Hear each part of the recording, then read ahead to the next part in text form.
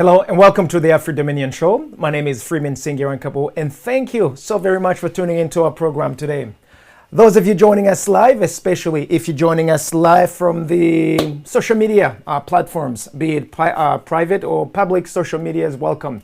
Welcome to those of you also joining us straight from television, straight from radio stations, and whatever means or ways that you're listening to us right now, guys. Welcome, welcome, welcome. We are super happy, super excited for the opportunity to come in front of you guys today and have a conversation of a lifetime. Why do we say this? This is one of our opportunities that we've never had for such a long time, that we actually have right now, right at this moment, to actually connect with you one-on-one, speak to you truthfully, boldly, and with no apologies for the things that we care so deeply about, the things that we've been holding right deep inside of our hearts, guys. That's how big of a deal this opportunity is right now, and it's such a humbling experience to be here right now in this season, in this year, and talking to you all across the globe, across the entire worldwide, because we are beaming our signal all the way around the globe, if I may want to put it that way. So it is for this reason that I also want to tell you guys that the conversation that we get to have here at Afro Dominion, it's a conversation that we're having in the spirit of truth, love, and trust. And these are the benchmarks by which we would love each and every one of you guys to scrutinize what we are talking about, the ideas that we have, what we are sharing with you guys. Make sure that we don't have any issues, something that is out of the way.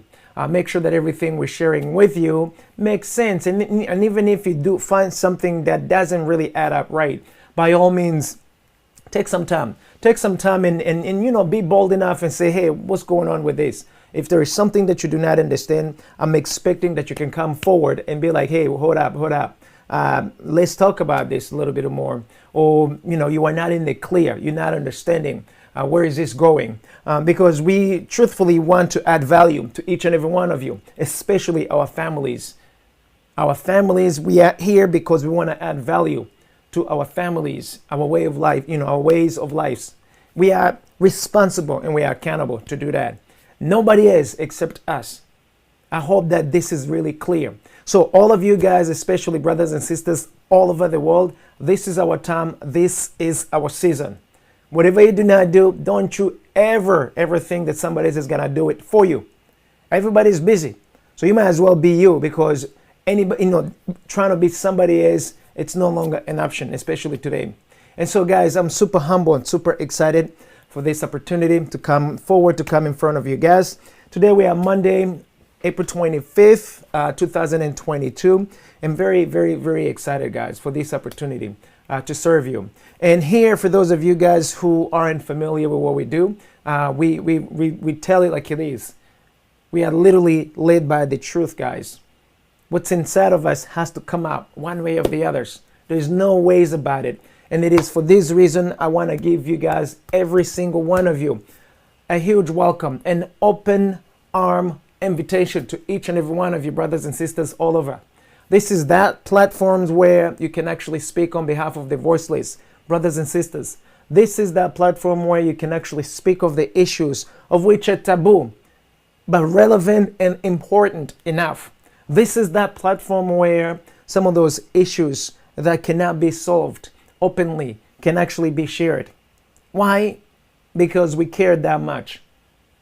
And we do not pass the buck around. The buck stopped with us. It stops with us. Whatever it is you bring, we have to literally get it done, and we close the issue. We close the case, period. So that's at least one of the things that I can tell each and every one of you guys to hold us accountable to. We're not going to pass the buck around. The buck stops with us, guys. Publicly, openly speaking to each and every one of you, which means if you're going to be a part of our kings and queens up in here, you got to have that spirit of getting things done. You got to have that spirit of that bucket stops with you. Doesn't matter what's going on. You just got to know that, hey, you know what? Since this situation is here, it stops here. We get it done here. So I'm promising you guys to literally check that out. Check and see if what we are saying matches the actions behind the scenes. And I want to invite you, each and every one of you guys, to come and take a look, to come and see what it is that we do beyond words, because action also speaks louder than words. And we are expecting that every single opportunity that we have, we maximize it.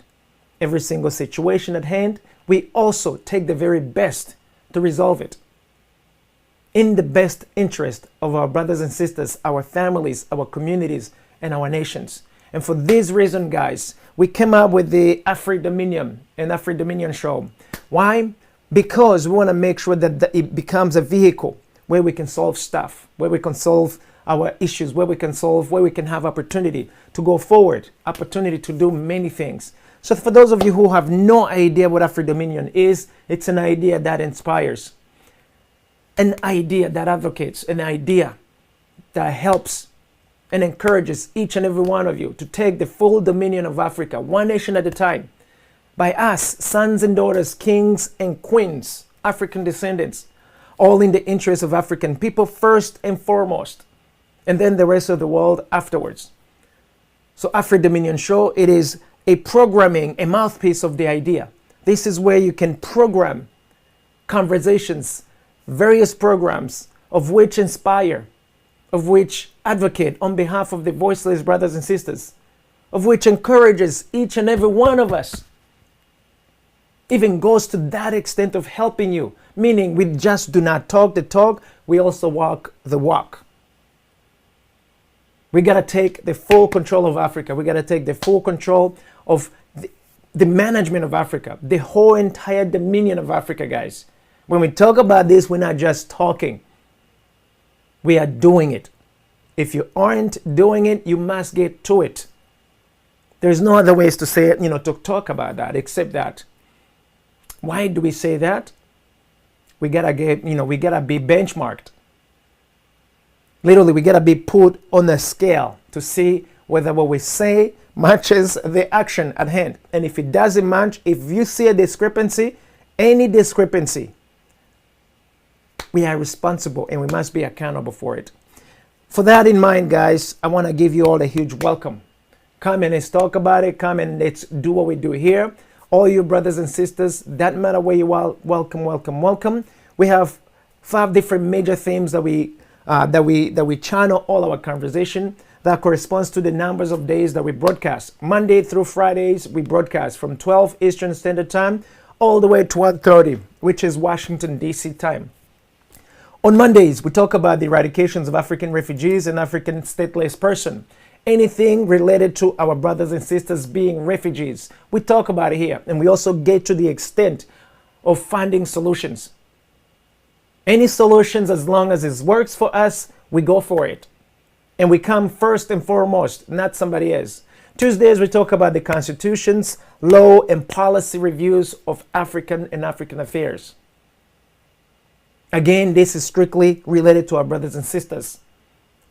All kinds of set of instructions that are guidelines as to how we manage our affairs, how we manage the motherland, how we manage different opportunities, different situations we are in. We got to see whether these set of instructions are actually working in our very best interest or other people.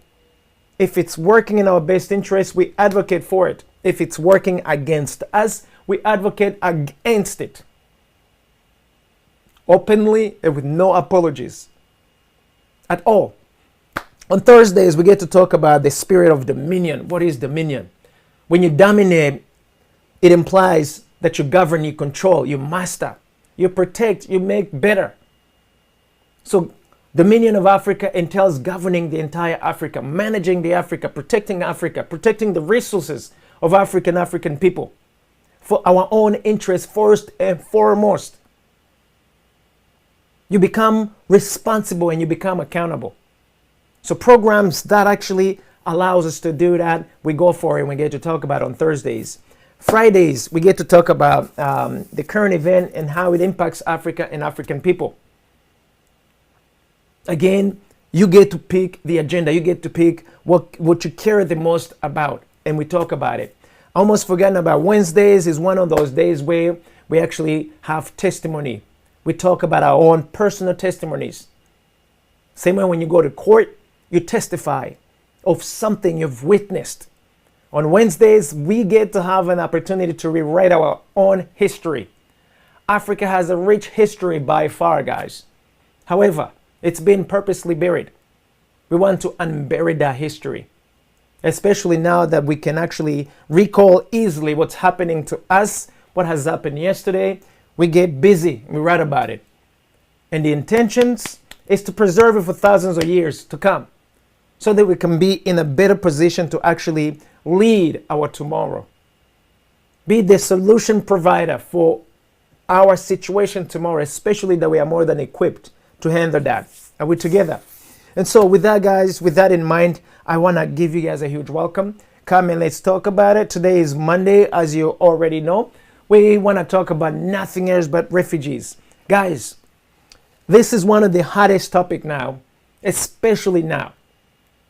African refugees and African stateless person. And today I'm going to ask you guys, should the East African community silently watch refugee cleansing programs or operation take place in its territory without intervention? Let me repeat. Should East African community, the East African community, watch refugee cleansing operation take place on its own territory without innovation? Here, guys, this is one of the things that I want to talk to you about. And this time around, guys, the focus is you, my brothers and sisters. Hamjambo wa Kenya, hamjambo wa Uganda, hamjambo wa Tanzania, hamjambo Burundians, hamjambo wa Congo, hamjambo South Sudan, hamjambo. Baba sifiwe sana. Baba sifiwe. Asifiwe tena. So, today I'm talking about you guys. Today, come, let's talk about it. We got a problem. We have a situation, an opportunity that is ours to cleanse, that is ours to manage, that is ours to eradicate. Brothers and sisters in East African community, most of you are aware of situation related to refugees. Right now, East African communities have how many countries? 7, if my memory serves me correct. Kenyans, Tanzania, Uganda, DRC, or the Democratic Republic of the Congo, Burundi, Rwanda, and South Sudan. Hopefully I got them all. Yes. Now, with 7 nations, we have influx of refugees. Refugees, situation that goes as back as 30, 40, 50 years. We have refugee camps in this whole entire region that have yet to be dismantled. However, right now, we have an operation refugee cleansing that's there to wipe out all refugees, all of you poor people, taking space, consuming resources. There's an operation right now that's there to cleanse all of y'all, to get rid of you guys, so the newcomer can come in. Now I am asking you, all you peoples, those of you listening, those of you listening to me,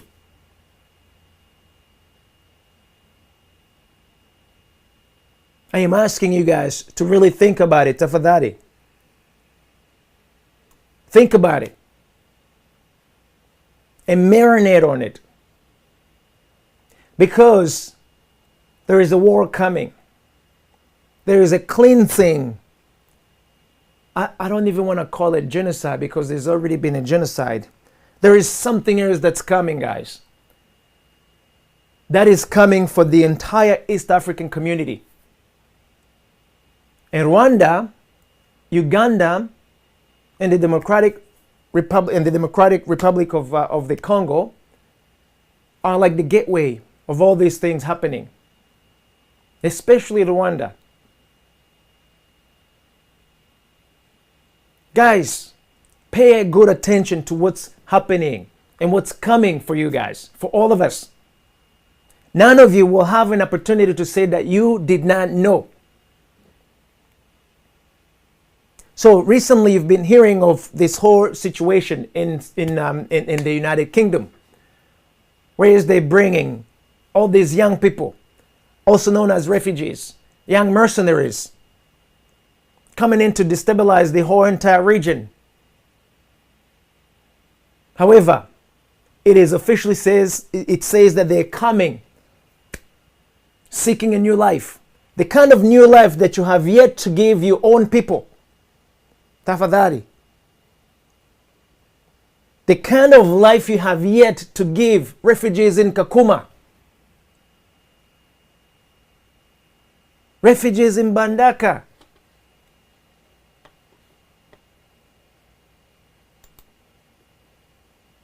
in Uganda. You have plenty of refugees, many refugees there. DRC, you have refugees that have been there for so many years. Now, our people, this is on you now this time. You have leaders who are going after Pesa. And this Pesa, it's not for you, it is for their own pocket. Now, the joke is on us, because everything is being done in the name of the people.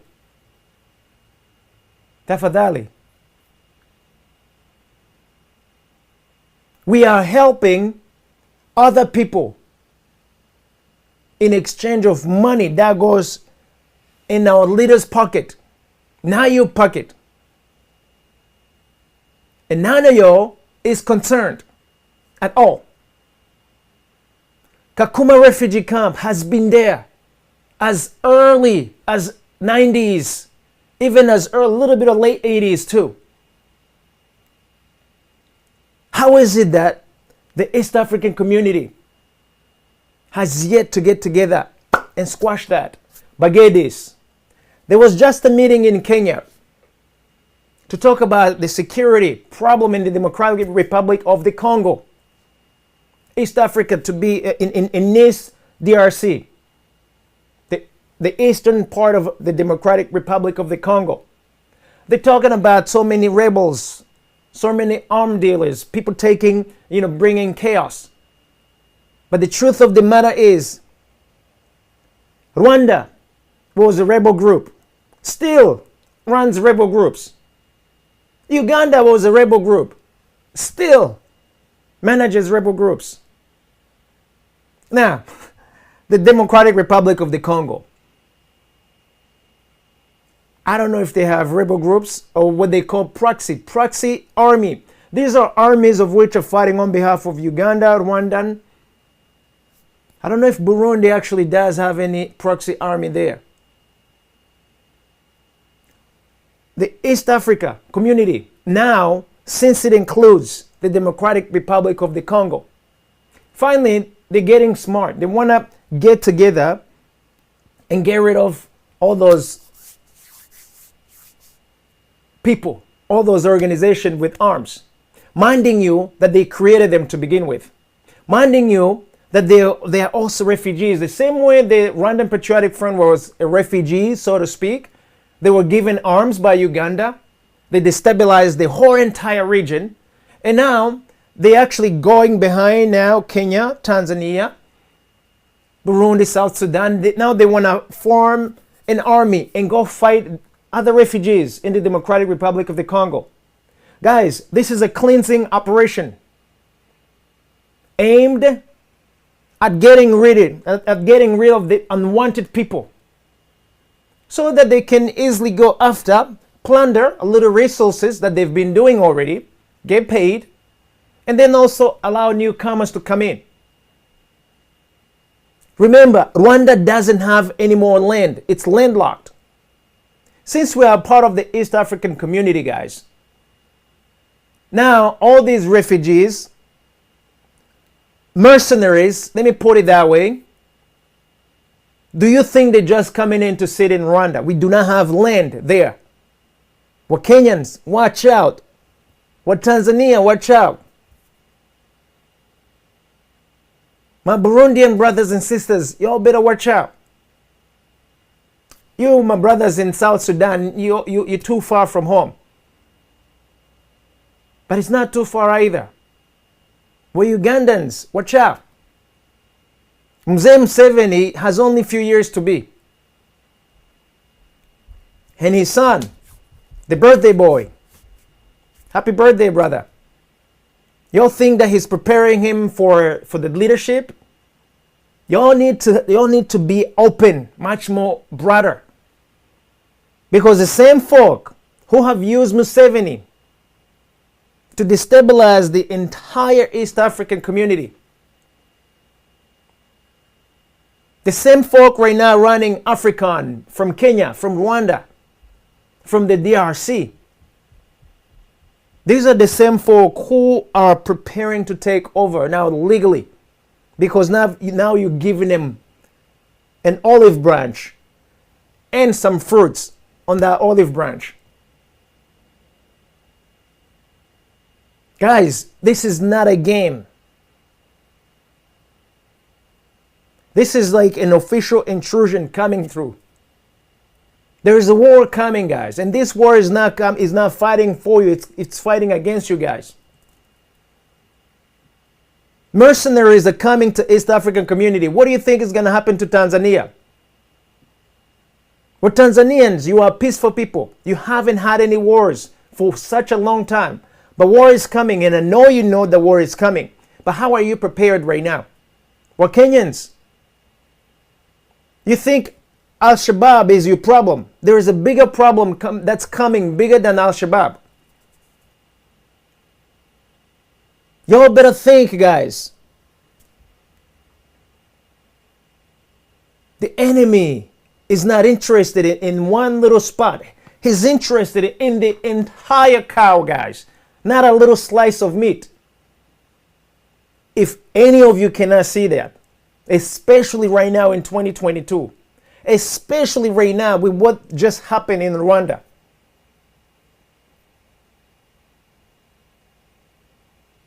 we've lost leadership in Rwanda. In your East African community, you must be able to now protect the entire territory, because Rwanda isn't able to protect itself. We are going to be the gateway of mercenaries, those who are going to come in and take over the entire East African community. And then you've got puppets sitting, representing foreigners, looking out and looking after the interests of foreigners before they look after the interests of the citizens of East African communities. What's happening in Rwanda, it is coming to all of your nations, as far as Kenya, as far back as Angola. It'll go even further. Think about what's happening, guys. There are some tremendous consequences that is going to now bite not just Rwandese people, but the entire East African community. Where do you think all these refugees are going? Refugees. I guess this is a new term for mercenaries. Now, I want you to know, East African community, you have a lot of refugees. In the Democratic Republic of the Congo, in the Democratic Republic of the Congo, they've been refugees for the past 32 years. Right now they talk about so many armed groups fighting there, including the one in particular that they call the FDLR. And they say that these are the genocidaires that committed genocide in Rwanda back in 1994. I need you guys to take your calculators, okay? If you have a soldier who was fighting the Rwandan Patriotic Front from 1990 and still fighting today, that's gonna be a super soldier. I want you guys to do the math, how old these soldiers are. There's at least 32 years in between. The draft in Rwanda back in the days, in 1990, was between what, 18 and as old as 50, 60. They were in army back in the days. So if someone was 50 years back in 1990 and they were fighting, 32 years later, you telling me this is the same people fighting today and they still have yet to get rid of them? I want you guys to think, guys. If someone was 40 years old back in 1990, 32 years later, they are 72 years old, guys. If the Rwandan Patriotic Front still convinces you, if Uganda still convinces you that they are fighting with the same group of soldiers, these are super soldiers. In fact, I would actually ask them to train the entire East African community. If an 80 years old soldier can challenge a 20, 25, 30, 40 years old soldier, not only an equipped soldier, but a soldier with state-of-the-art equipment, then I'm sorry, get rid of the whole entire army. So I want you guys to know that there is a big, big, big lie that's being sold in the region. There's also mislabeling that is meant to literally cleanse the entire area. There is an operation they used to call Punguza that took place in Rwanda. It was almost like a laboratory to see how well it could be done. Now think of Operation Punguza on the scale of East African community. If you're poor, if you are unnecessary, you are going to be cleansed. So, you the people, look after these refugees. You think you got a problem right now. Invitation of refugees away from Africa. I want you to see that this is a purposely intended, desired return of switching the people from one land to another. If you bring in young, healthy refugees, aka refugees from Europe, let's say, for example, Ukraine, you bring them to Rwanda, but these are not just regular refugees, these are trained, professional, so-called refugees. They're not bringing families, they're bringing in young, healthy boys, ready to fight. What do you think is going to happen the minute they want to take over Tanzania? The minute they want to take over Burundi? The minute Tshisekedi refuses to play along? The same thing that has happened to Laurent Desiré Senior. East African community, watch out. Mzee Museveni is not going to be there to see all of this. But he's been used to sell to sell out the region.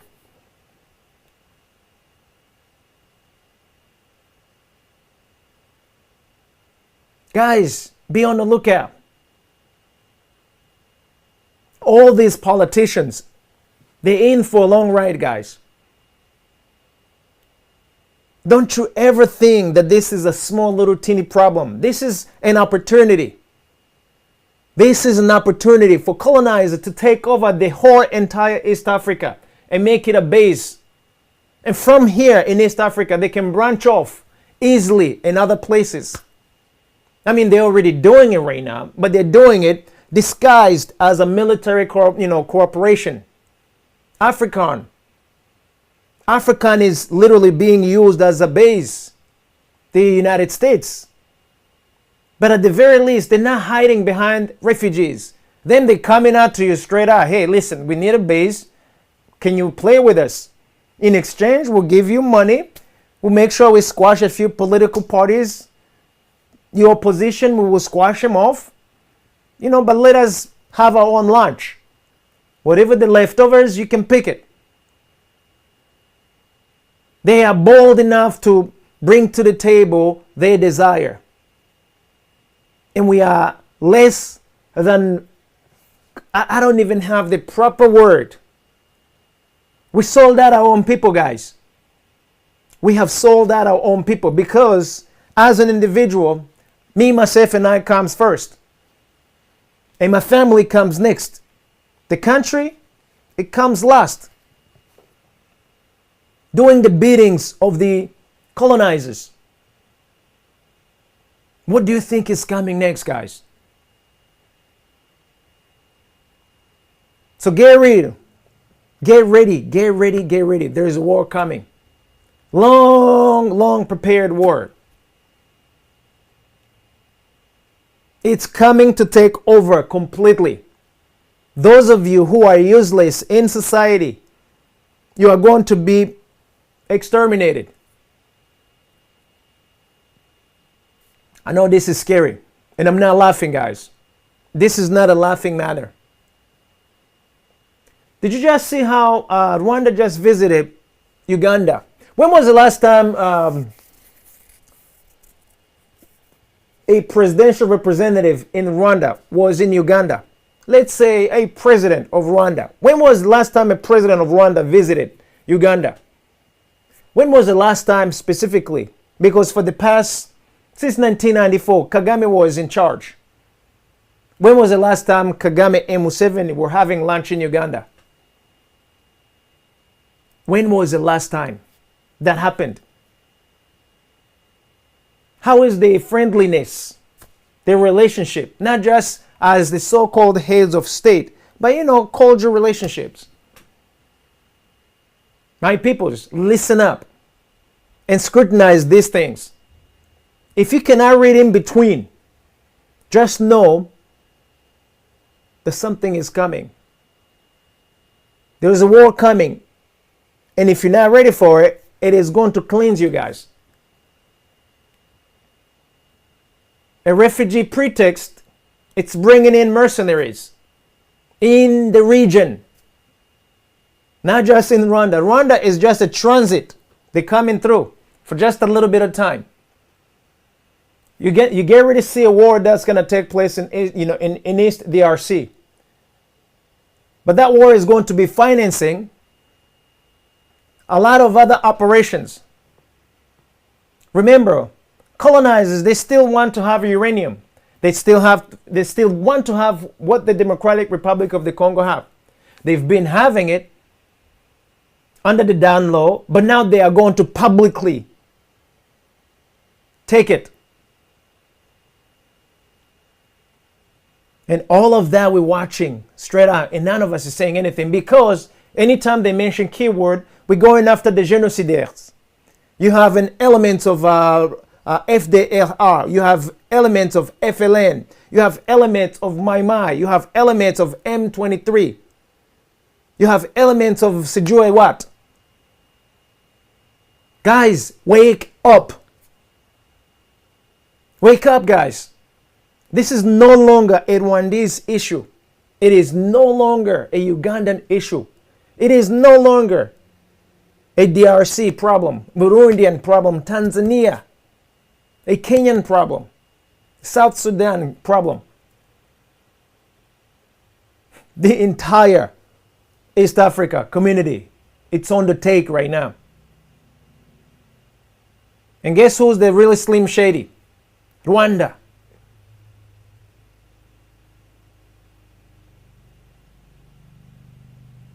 Don't you ever say that you didn't know. See, we are the younger generation. This is our responsibility. You like it or you hate it. We're going to have to clean it up. But the question is, how are you going to clean it up if you're not even, literally, if you're not even thinking about none of it? If all you're looking for is your girl, your party, whoever that's going to give you some bling bling, and you set, how are you going to fight for your nation, for the region, All these old people are dying off. How many years do you think Museveni still has? Mwai Kibaki just departed. Guys, let's be real. Let's be real. Look, the policy that you have currently in East African community. How is it that we don't have an East African community army whose purpose is to look after the interest of East African citizens first and foremost? I'm wondering, why is it that we don't have that? You talk about, okay, commerce, you want to share it, you want to share everything, but you don't want to share army. You know why? Because none of you is in charge of army. None of you is in charge of army. Any army of any one of these nations. From Kenya to Uganda to the Democratic Republic of the Congo. Burundi and Tanzania, they're trying their best to sort of like, stand up on their own. But you saw you saw the penalty for them two countries. You can ask Magufuli and Pierre Nkurunziza, they can tell you the price for trying to stand up on their own 2 feet. Now, the word on the street, if you cannot play ball, you get out of the field altogether. Now, this is not even your own ball. This is the colonizers' ball. If you cannot play their ball, you get out of the field altogether. In another word, they came in your own kitchen. Now they want to tell you what to cook in your own kitchen. If you do not want to cook in your own kitchen, not only they remove you out of it, but they will cleanse you out of your own kitchen. So be on the lookout, guys. Right now, it is time for you, for all of us guys, to really fight for our own people. Failure to do that, all of us, we're going to be cleansed off the real estate called East African Community.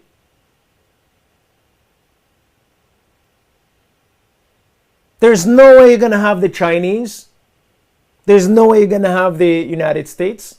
There's no way you're going to have the United Kingdoms, France, Germany. All the big boys who have the nukes are hanging out in your neighborhood. They're hanging out in your kitchen, and they all want to eat. And they're all telling you, I want this. They're not even asking you. They're telling you that they want it. Why? Because our brothers and sisters, we have already sold out a part of the kitchen, if not all, the whole entire kitchen. And I am wondering, you brothers and sisters in East African community, what is it going to take for you to look after yourselves, for you to look after our brothers and sisters who are refugees, all of us combined? It's no longer going to be a refugee problem. It is going to be all our problem. Unfortunately, the refugees, especially those who are already in forests, those who are already in hot zones, like the Eastern DRC, a lot of these refugee camps, they're going to go first. They're going to be wiped out first. Corona didn't do a good job to wipe them all out. A lot of them, they remained. For how long, that's also debatable. But there is a need of a war to cleanse out people so the newcomer can come in and take over the real estate called the East African Community. If you people do not come together, all of us, and we actually protect the whole entire real estate called the East African Community, and make sure that our own brothers and sisters get to be housed before we invite mercenaries to come and take over our land in the name of refugees. We have so much to answer. History is going to literally. History is going to mark us for millennia to come.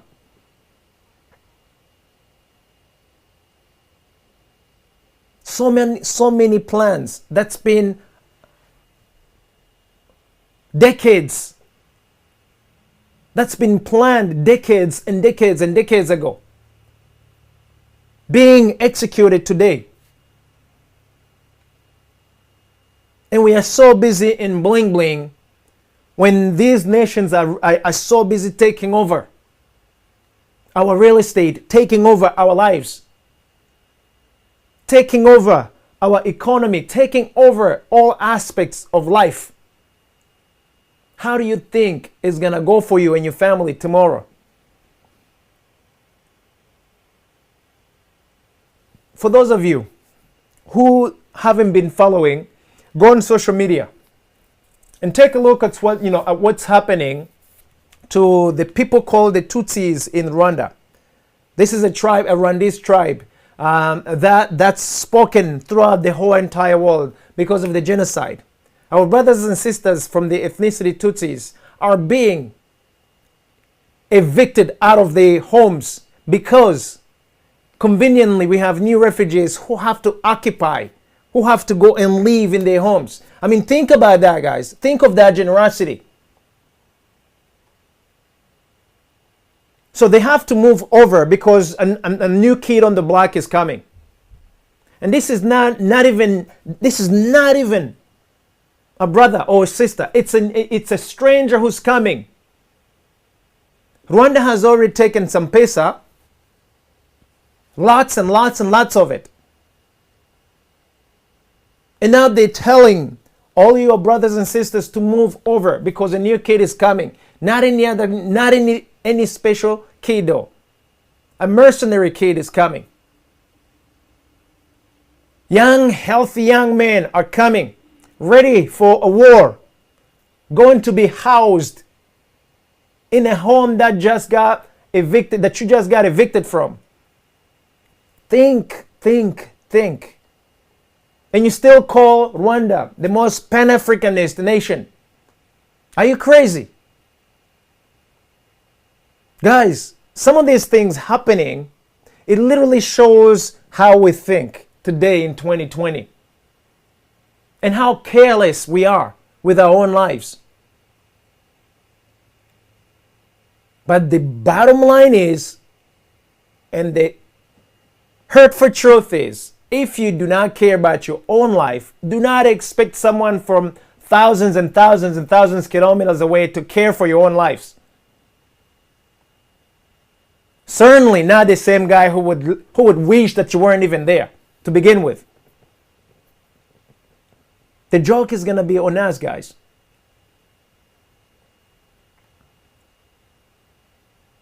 When was the last time the East African community got together and solved its own refugee problems without any outsider nation coming in? I want to remind you that the whole entire East African community, 300 plus million population, extremely wealthy.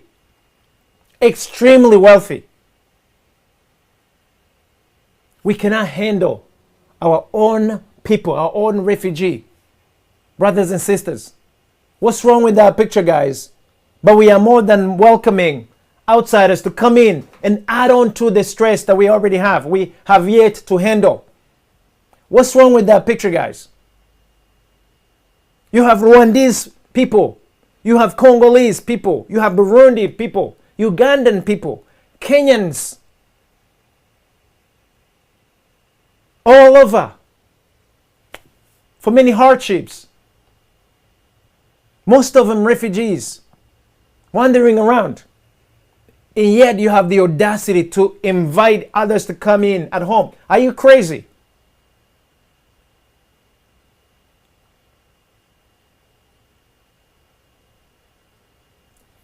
When you mix one rotten egg and you take that one rotten egg and you mix it with 10 other nicely well done eggs, still good. What happens to that omelet? One rotten egg, it messes up the recipe. Just so that you know. One rotten egg, it messes it all up. You have a responsibility as a people. We have a responsibility as a people. Not only that, we are going to be accountable. We got a few rotten eggs in the recipe called East African community. These rotten eggs have been so rotten for so long. They've been mixing in so many good eggs, so many recipes. None of us is bold enough to say enough is enough. Now we get ready to come back again to a test. What is it gonna take for us to get rid of the bad eggs, the rotten eggs? What is it gonna take for us to cook a beautiful, well done omelette with no rotten eggs in it?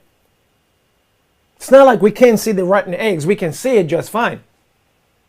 But we're just not bold enough not to accept it to mix with the rest of the eggs. Be it a refugee situation that we have, that we are facing right now, specifically our own refugees, brothers and sisters, internally displaced refugees within East African community. No solution. Yet you're trying to go and you solve the United Kingdom problem. You're trying to solve the problems in Canada. You're trying to solve Danish problems. You're trying to solve the Netherlands refugee problems. Are you people crazy? This is a code name for newcomers from the Netherlands, newcomers from from Denmark, newcomers from the United Kingdom. I wouldn't be shocked, newcomers from Germany, from France, all come in blending in as refugees. Come and get a beautiful real estate. They got money. They can buy anything. The minute the whole entire real estate is sold, what do you think is going to happen to mom and pop? Especially right now. We have a very aggressive policy in Rwanda specifically, where not a single citizen owns their own real estate anymore. The land that belonged to your forefathers, it's now been turned back to government. The same back in the days when the king owned everything. Today, the Rwandese government owns the whole entire real estate in Rwanda. They can come in today and take away your land. The same land that was given to you by forefathers 10, 20 generations back. They take it away from you. Many ways to do that. Through taxation. Other classic way, they just take it because they can. I mean, you cannot fight with someone with a gun, especially if you're fighting with a dead body. A lot of wealthy people have been turned into destitute because the Random Patriotic Front has taken over their wealth, has made sure that if you cannot kneel to its desires, you cannot live in Rwanda. That's the reality. You people don't know. And excuse the you people. I know some of you are sensitive to you people, but I'm talking to you, brothers and sisters. Today in Rwanda, it's a part of East African community. Our problem gets to be your problem. Think about East African as a body. If Rwanda is like your stomach, and right now we're bringing in all kinds of crazy things in the stomach, what's going to happen to your tummy? A little bit of afterwards. You're going to have a tummy ache. And by the time you have a tummy ache, whether you throw up, whether you start getting fever, whatever that's going to happen is going to destabilize the entire system. We're talking about East African community today. You have professional doctors on standby, waiting on you to die off, guys. Waiting on you. And then they're going to be trying all kinds of medicine on you once you get that tummy ache. They'll give you medicine for you, not just for your tummy. They might give you medicine for your lungs. They might give you medicine for your heart. They might give you all kinds of medicine. Purposely. Because bottom line, you need to be washed off the real estate. Newcomers have to come in and take over without having to fight with you. The quicker that can be done, the better. So you watch out, because this is not funny, guys. There is a need for us to literally forge a unity. Not just any kind of unity, a true unity. From all the way to Kinshasa to Mombasa. Literally. And all the way up in South Sudan, going down to Burundi. There is a need to forge an actual unity amongst us. Because the people we are going to fight are not the kind of people you are used to fighting. They've been ready for 40, 50 years. When we were doing God knows what. They came through Rwanda, they cleaned it. Went to the Democratic Republic of the Congo, they cleaned it. Attempted to do the same thing to Burundi unsuccessfully. Tried in Tanzania with such a huge failure. But now think what's gonna happen to Tanzania now that they can come through Uganda, the East African, Uganda, the Democratic Republic of the Congo, and Rwanda. How much do you think resistance is Tanzania going to have? And then you have Kenya right next to it. So you got Tanzania as the only potential resistant. But even Tanzania will not be much of a resistant country. You saw what happened to Magufuli. Magufuli attempted to resist. And now he had to go and hang out with our forefathers. Pierre Nkurunziza attempted to resist. And he had to go and hang out with our own forefathers. Do you need some more lessons, guys? Be it a warning shot or being purposely what is intended, bottom line, the war has already started and we have to catch up. Guys, we have people committing treason in the East African community. In the name of you, the people, us, the people. And we are watching on by all this taking place. Do you know what happens when someone commits treason in the United States? Do you know what happens when someone commits treason in China? Do you know what happens when someone commits treason in Russia? Do you know what happens when someone commits treason in UK, in France, in Germany, in Canada, in Australia? Guys, I am wondering how long it's gonna take for us to wake the heck up. To wake up. I don't know how else we can actually speak of this. I hope this is as plain as you can imagine. Doesn't matter what you're going, what's keeping you busy. It doesn't matter, guys. Bottom line, there is a war that's here already. And we are going to catch up. We are like 50 years behind. We're using an enemy fire. What happens when the same enemy who's giving you guns and bullets decides to just give you an embargo? How are you going to even fight the same enemy? The same enemy is the one who's giving you the trainings, military training. That's the same guy who's taking over. How are you going to dare fight against him if he is the teacher? The chaos that you want to keep away is being brought in by the same guy who's training you militarily.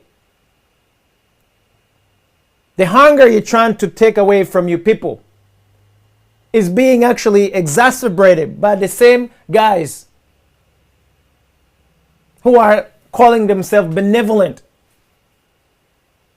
to you, our people. Guys, This is on us. It won't be just one nation this time. It's going to be 7 nations that go down. And after those 7 nations, they go down, a restructure of the federation, the so-called federation. It's going to be easy from Mombasa all the way to Kinshasa. Get anything and everything that you want. Make sure that the unimportant slaves get chopped off. The unimportant refugees, wipe them all out. The whole entire real estate can really be very beneficial to the big fives. They were scarce in all kinds of natural resources, including food and electricity. Now they will have abundance of it for many, many more years to come. Assuming that we are this stupid and this dumb, that we cannot fight for our own inheritance, guys. Like it or not, that fight is coming. The question is, are you ready? And are you drinking the Kool-Aid that you're going to let it slide by? When you see the United Kingdom saying this real estate is for the United Kingdom people only, there is a cartoon that they portrayed the other day out. This guy had a placard that says whites only, like back in the 60s. Go check it up. I don't remember which newspaper it was. It was talking about this whole plan of keeping immigrants away from the United Kingdom. And so he was saying this real estate is for white people only. The sign was reading white people only. Just like in the 60s, when bathrooms, white only bathrooms, a black person, they call them a colored people. Colored people could not go in the whites only bathroom.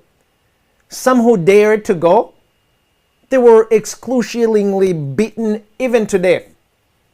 Rosen Park, whites only seats in the bus. She decided to sit in the white only seat, and you saw what happened to her. But now we celebrate her courage. An old lady who said, not today, child. You can definitely you can harm my body, this flesh, you can do harm with it. But you cannot take away, you cannot harm my dignity.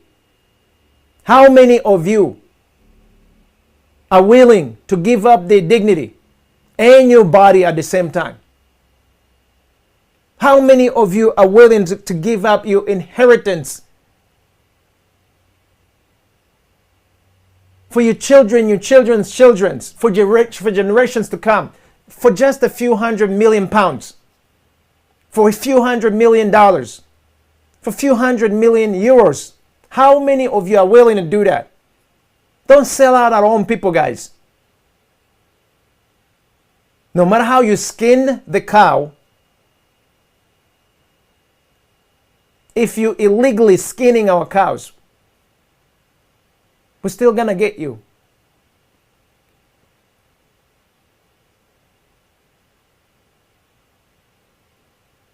So much is happening, guys. Y'all need to wake up. And this is not for you Rwandese people. This is not just for you Burundians. All of you, y'all are gonna have to listen up. This has nothing to do with some of you revert back to geopolitical this, geopolitical that. Guys, do not fight using the means, the methods you have no knowledge over. Revert back to Gakondo. Go back to native. Use the means that you are far more fluent with.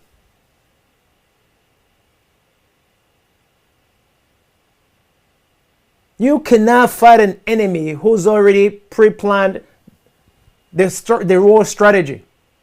And you're using his own war strategy, and you have the audacity to even say that you can fight. It's like a referee fixing a game. And as soon as that referee fixes the game, he or she becomes your opponent. Can you even have the audacity of saying that you are going to win?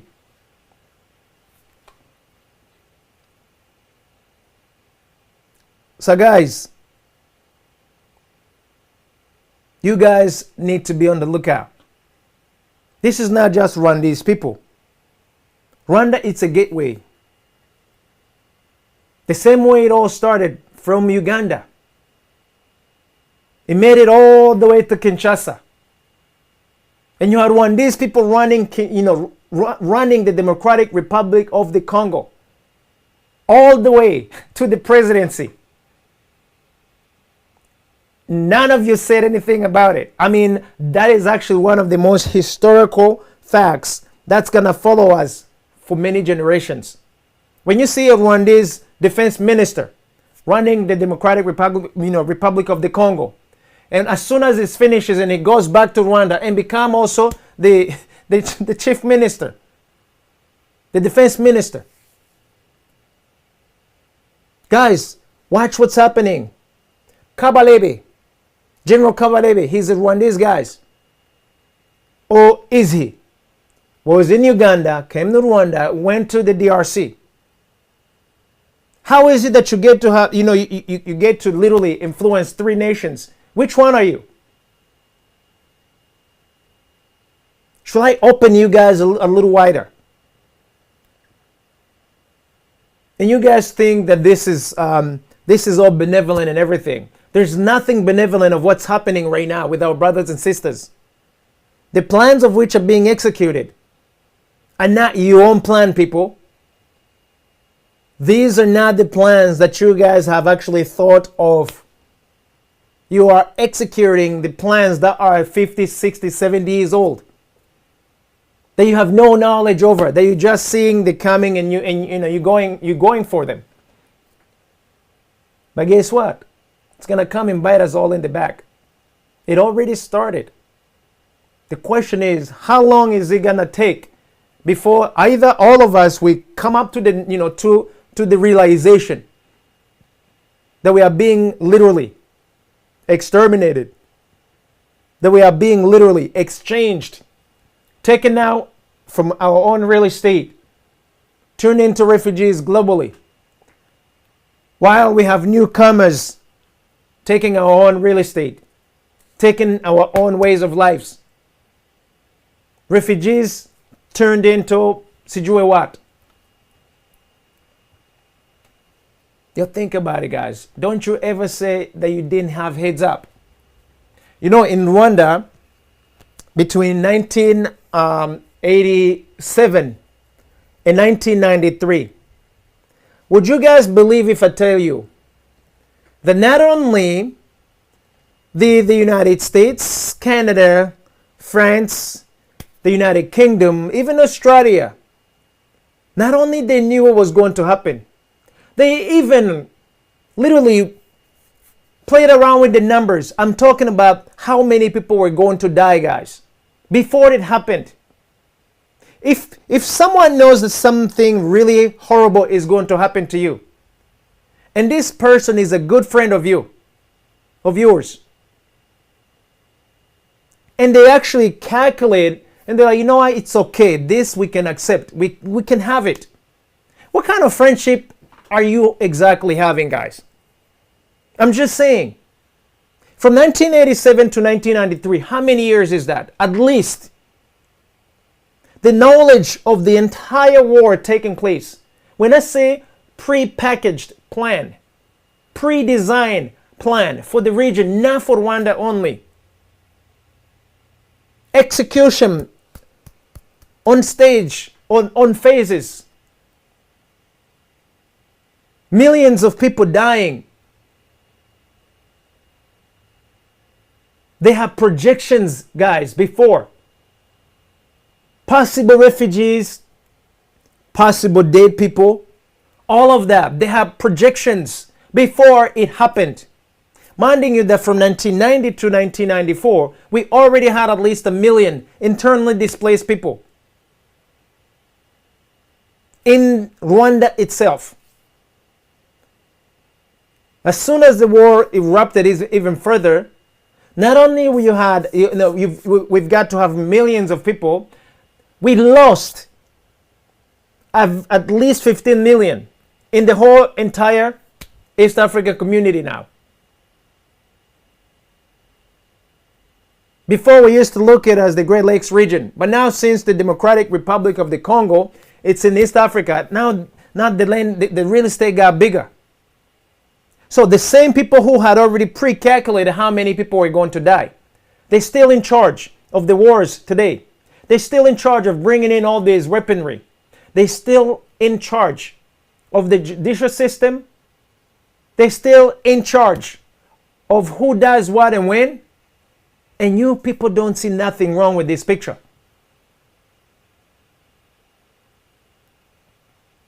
And this is why we've been publicly turned into slaves on plantation.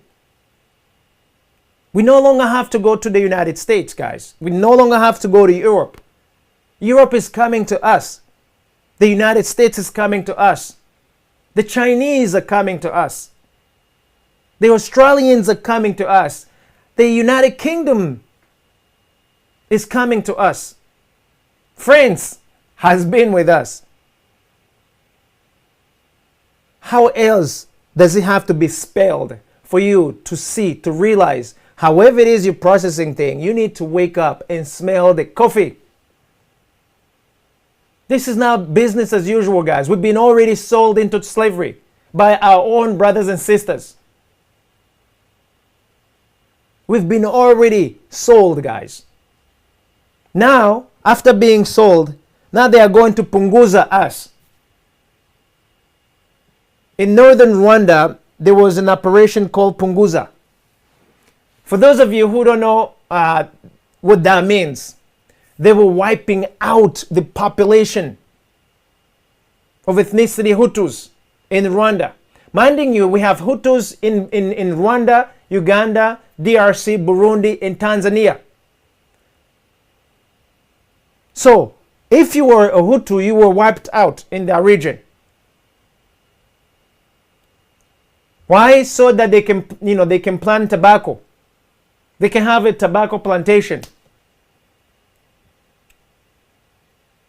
Now, it is no longer just the Hutus who are going to be punguzed. They are going to punguza all of you guys. Because now we have newcomers who have to come in. And these newcomers are going to help punguza you. These are not regular refugees, I kid you not. And you have your legislature, you have these all kinds of branches of governments making you guys look like you are cows, like you just useless people. The consequences are going to be shared in the whole entire East African community. It's no longer going to be Rwanda only. I promise you guys. In any case, I say my piece and I have told you openly. There's no other way I can slice this cow, this meat. You're just gonna cut it however it is. Those of you who like the bones, you can grab it. If you like, if you like the steak, you can grab it.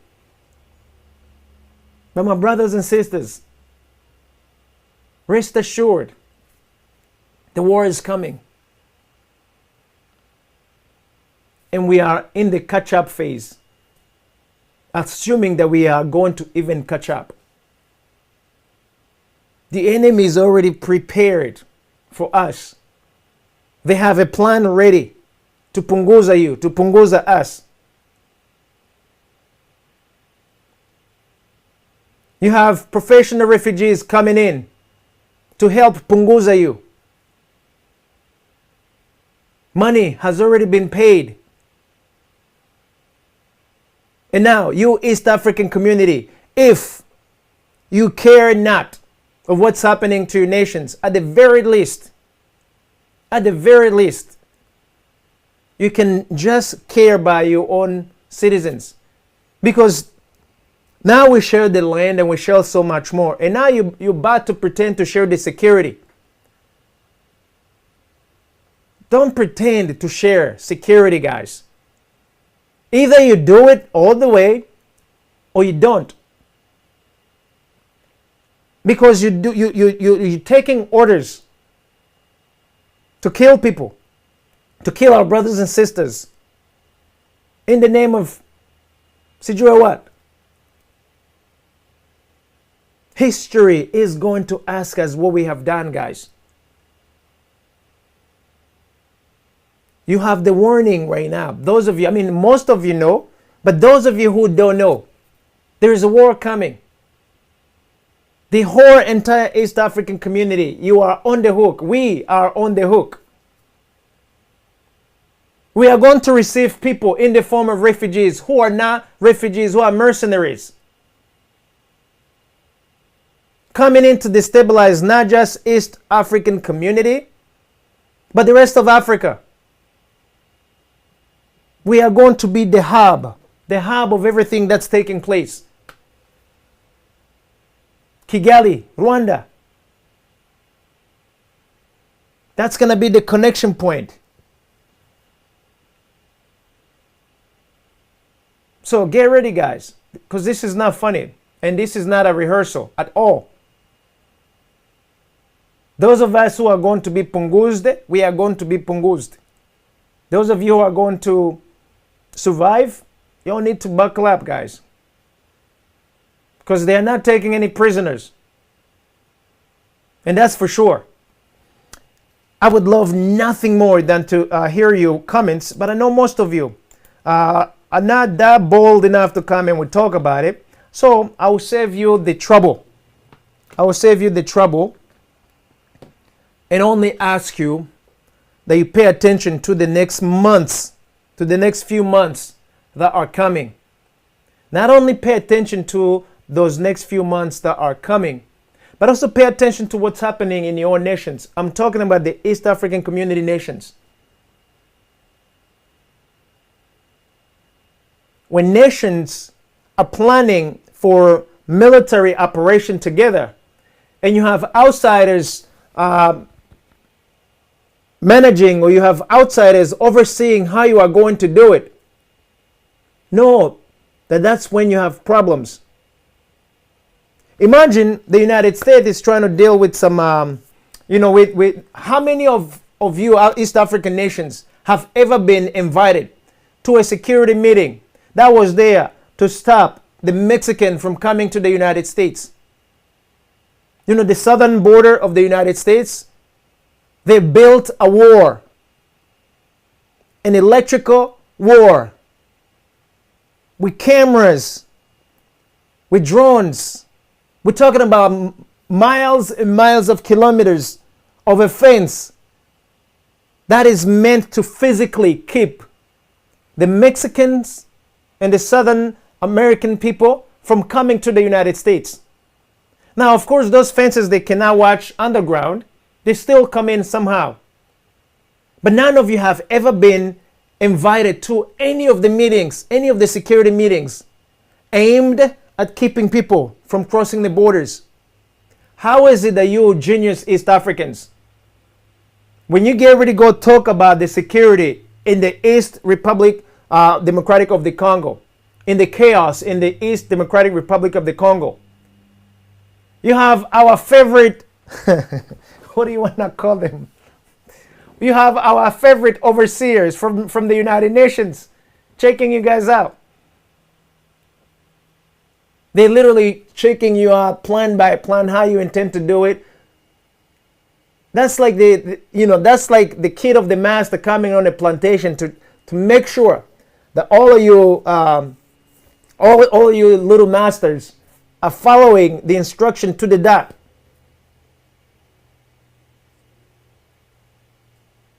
When the slave owner sends his son to come and check out what's happening on the plantation, either one of you is going to be promoted or one of you is going to get chopped off for the job that's not properly being done. And guys, I'm being frank with this. I'm not even joking with you. For an issue of refugees that's been as old as 40 years, 50 years, how is it that you have yet to resolve it, and yet you're inviting more refugees to come in? How is it that now you are going to wipe out all refugees in the East Democratic Republic of the Congo, calling them arm dealers calling them the FDL, the FLA, and the blah, blah, blah. Call them armed militias, refugees who've been there for as long as that. These are children who were born in those forests. Who belongs to Rwanda? Who belongs to Uganda? Who belongs to Burundi? Even Tanzania.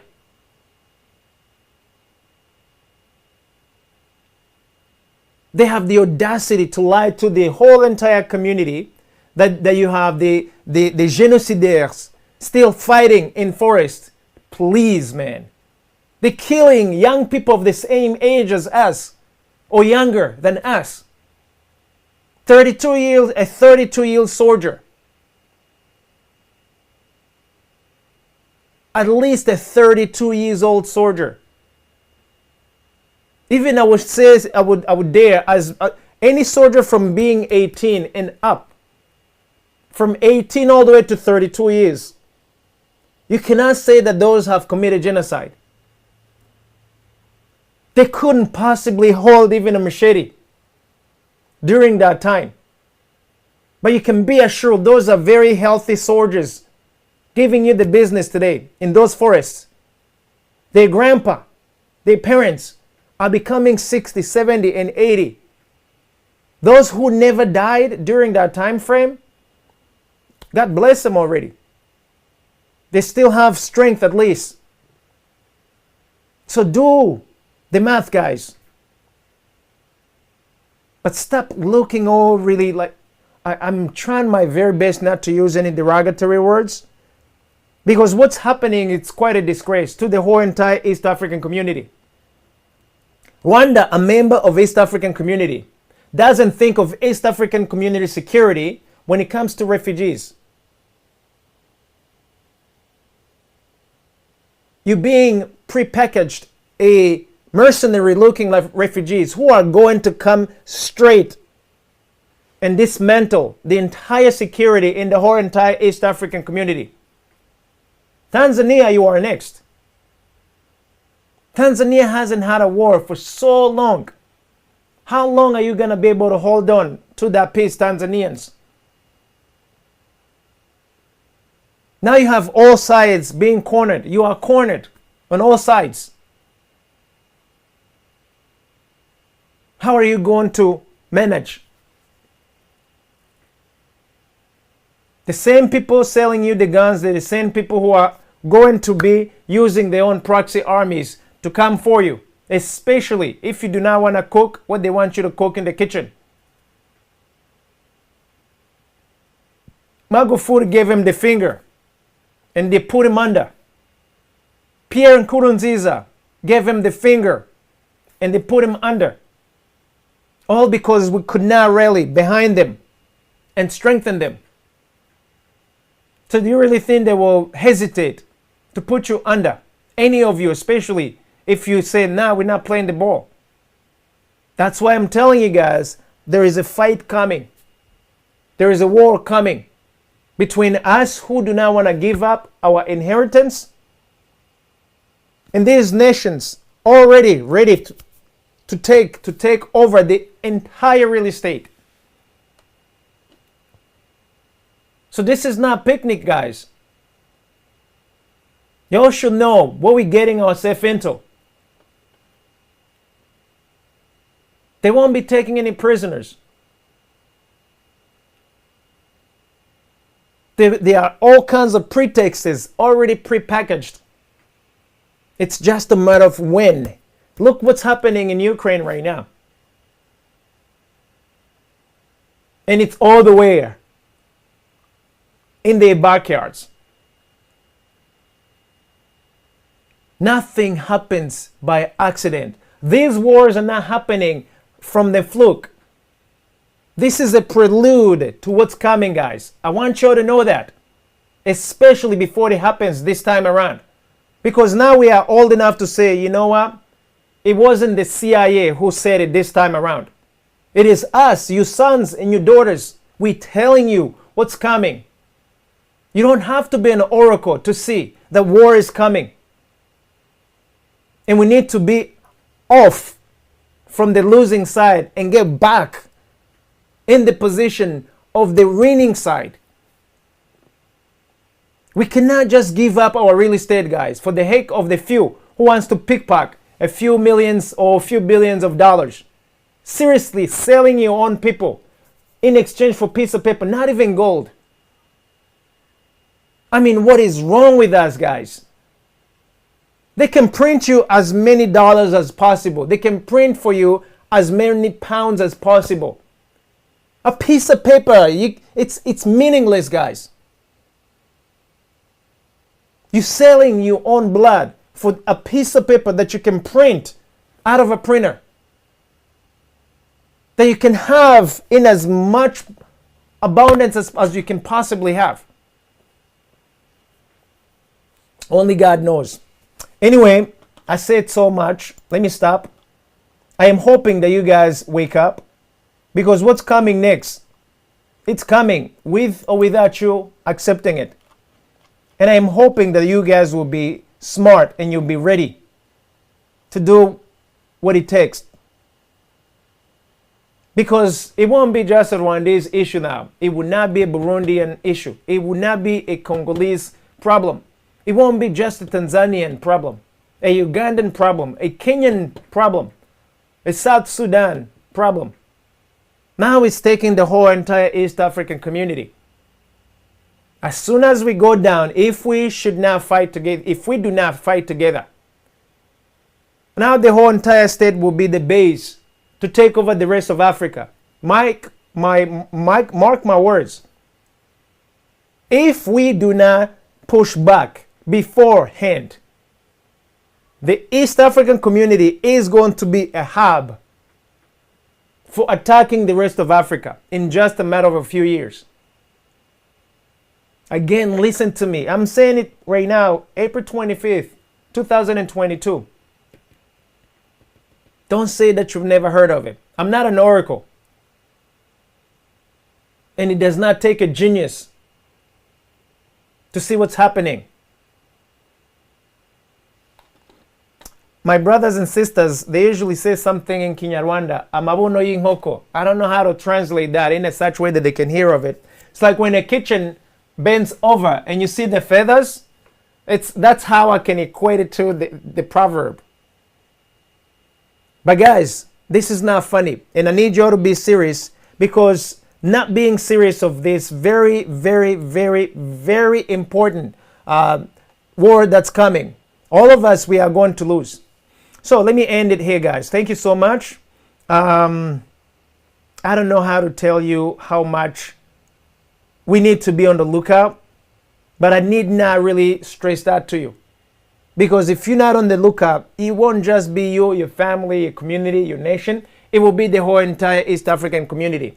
So guys, with all of that in mind, I know I dumped so much on you guys. You go and do your own due diligence. Hit us back on AfriDominion.com. Go to info@AfriDominion.com and leave us a message, leave us a comment. We could use that. But above all, guys, we need that solidarity. We need that unity amongst us as brothers and sisters in the East African community. We literally need that. We don't want it. We need it, especially right now. Because what's coming next, it is going to require all of us to work together to fight against what's coming in a matter of months. So here it is, guys. I said all that I had to say. Thank you, guys. I'm out. I'm Freeman Singirankabo with AfriDominion. I wish you all a beautiful, beautiful, beautiful day. And God be with us, guys, because we really need God. And all of y'all who are selling out our motherland, I hope our Father get to deal with you guys in His special way. Until next time, guys. Tuko pamoja. Peace.